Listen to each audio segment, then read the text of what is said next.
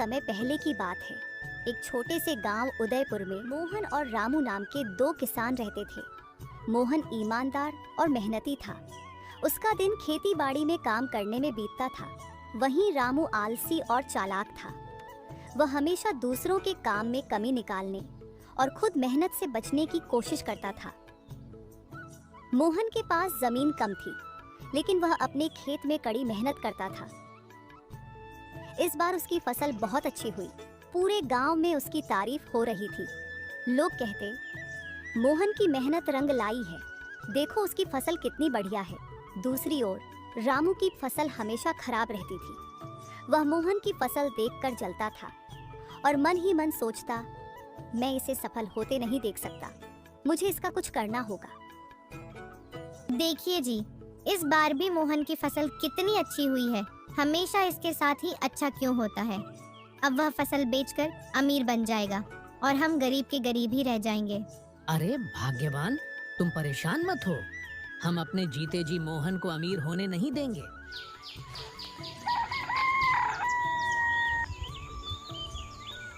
मोहन सुबह उठता है और अपने खेत की ओर निकल पड़ता है।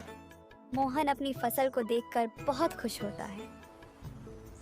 अरे वाह, इस बार तो फसल अच्छी हुई है। लगता है इस बार अच्छी कमाई हो जाएगी। फिर मोहन अपने घर के लिए निकल पड़ता है। आज वह बहुत खुश था।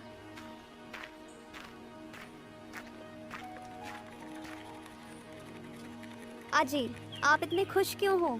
कोई अच्छी बात है क्या? हाँ, भाग्यवान, इस बार फसल बहुत अच्छी हुई है। कल कटाई भी करनी है, उसी की व्यवस्था कर रहा हूँ। लगता है इस बार अच्छी कमाई हो जाएगी। अजी, ये तो अच्छी बात है। इससे हमारा गुजर बसर अच्छे से हो जाएगी और बच्चों की पढ़ाई के लिए भी कुछ मदद हो जाएगी।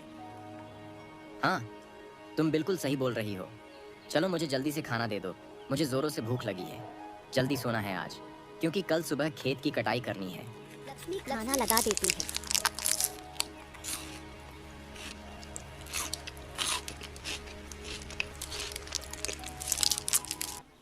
फिर खाना खाकर दोनों आराम से सो जाते हैं।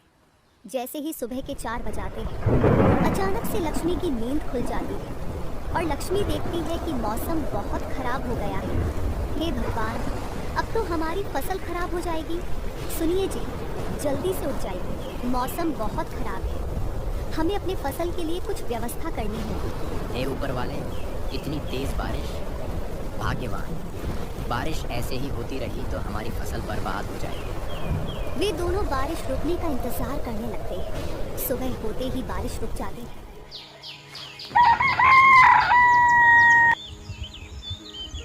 भाग्यवान, बारिश तो रुक गई है। चलो चलकर खेत को देखते हैं। फिर दोनों खेत की ओर चल पड़ते हैं।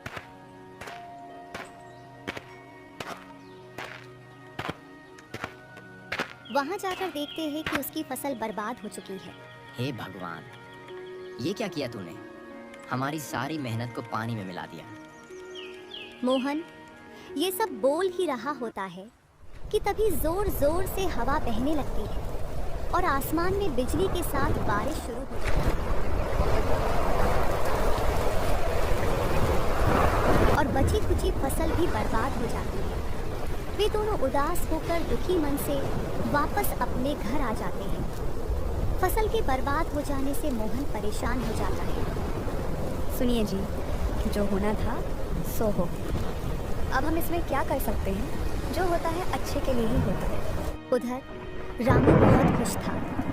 मौसम की ओर देख अपनी पत्नी से कहता है, हमने कहा था ना, मोहन कभी अमीर नहीं बन सकता। लेकिन फसल तो अपना भी बर्बाद हुआ है। देखो, हमने तो फसल में उतना मेहनत और खर्च भी नहीं किया है, परंतु मोहन ने तो कड़ी मेहनत और खर्च भी किया है। मोहन की पत्नी लक्ष्मी बहुत समझदार थी। उसने कहा, सुनिए जी, क्यों ना हम कोई नया काम शुरू करें। एक काम करते हैं, क्यों ना हम सब्जी बेचने का काम शुरू करें। इससे हमें कुछ मुनाफा हो जाएगा। बाद में फिर उसी मुनाफे से खेती का काम करेंगे। भाग्यवान, परंतु सब्जी खरीदने के लिए पैसे कहाँ से आएंगे? इस ठंडी में बच्चों के लिए कपड़े खरीदने तक के पैसे नहीं हैं। गांव के सेठ चुन्नीलाल से 10,000 रुपए उधार ले आइए। उन्हें कहिए कि हम उनके पैसा सूद समेत बहुत जल्द चुका देंगे। मोहन सेठ चुन्नीलाल के यहाँ जाता है और कहता है, सेठ जी, हमें 10,000 रुपए की जरूरत है। हमें रुपए दे दीजिए। हम बहुत जल्द सूद समेत रुपए वापस कर देंगे। हम तुम्हें रुपए देंगे, मगर एक शर्त है कि तुम मेरे रुपए 3 महीने में वापस कर दोगे, नहीं तो तुम्हारी जमीन मेरी हो जाएगी। मोहन सेठ चुन्नीलाल की बात मान जाता है। वह रुपए लेकर अपने घर वापस आ जाता है।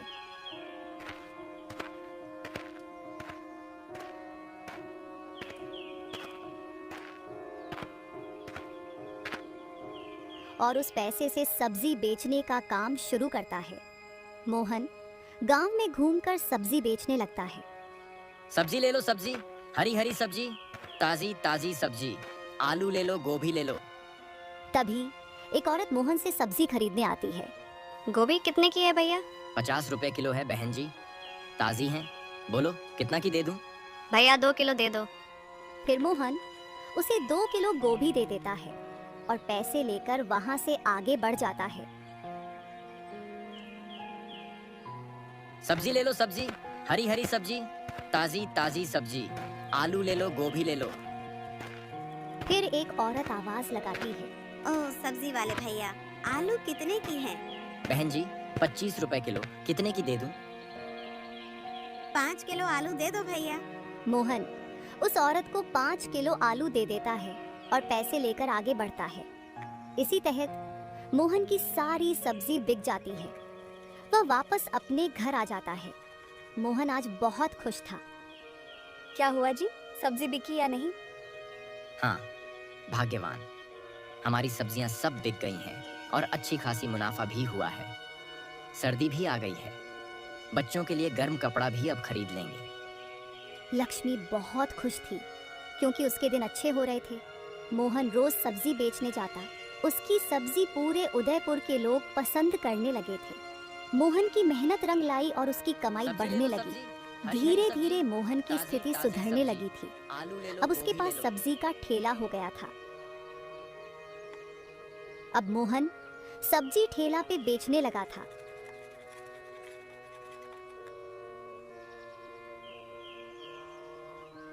रामू मोहन की तरक्की देखकर फिर जलने लगा। उसने सोचा, अब तो इसके सब्जी बेचने का काम बंद करवाने पड़ेंगे, वरना यह मुझसे आगे हो जाएगा। रामू ने एक दिन रात में मोहन के घर में चोरी करने की योजना बनाई।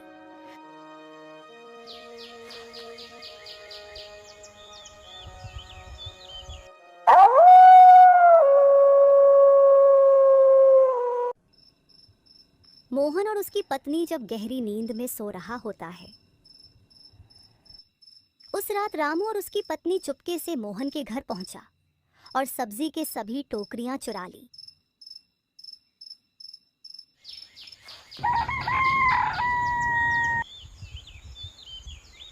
सुबह जब लक्ष्मी ने देखा कि सब्जी की टोकरियां गायब हैं, तो उसने मोहन को बताया। मोहन को समझते देर नहीं लगी कि यह रामू की चाल है। उसने गांव के सरपंच जी से शिकायत की। सरपंच जी ने रामू के घर की तलाशी ली। वहां से चोरी किए गए सब्जी की टोकरियां बरामद हुए। रामू शर्मिंदा हुआ और उसने अपनी गलती मान ली। सरपंच जी ने रामू को कड़ी चेतावनी दी और मोहन से माफी मांगने को कहा। रामू ने मोहन से माफी मांगी और वादा किया कि वह अब मेहनत करेगा और कभी किसी की सफलता से जलन नहीं करेगा।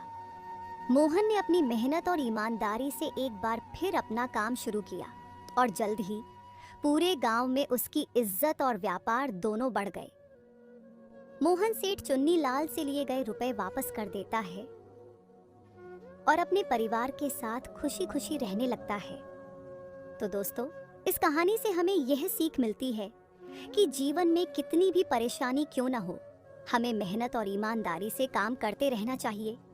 हमेशा मेहनत का फल मीठा होता है। दूसरों की सफलता से जलन करने की बजाय हमें अपनी मेहनत पर ध्यान देना चाहिए। इसलिए कहा गया है कि कर भला तो हो भला। सब्जी ले लो, सब्जी, हरी हरी सब्जी, ताजी ताजी सब्जी,